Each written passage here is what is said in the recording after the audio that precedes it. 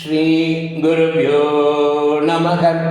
பகவான் ஸ்ரீ விஸ்வநாதர் அவருடைய ஸ்ரீமத் விஸ்வோபனிஷதம் பாகம் 3 போதனை எண் 381 போதன நாள் 28/6/1980 சனிக்கிழமை. கூடுமானவரை ஒருவருடைய மனம் நோகாமல் பார்ப்பது நன்று. அங்குதான் பொறுமை வேர்பிடிக்கிறது.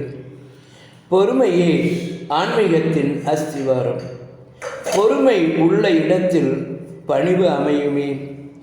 பணிவு வந்தால் மோட்ச வாசல் வந்ததாக அர்த்தம். பிறர் மனம் நோகாமல் பழகுவதே அகிம்சை. அதிலிருந்து மற்ற தெய்வீக சம்பத்துக்கள் தன்னை வந்து அடையும். அகங்காரியை பிரித்து கண்டு நிற்க பொறுமையே பேருதவி.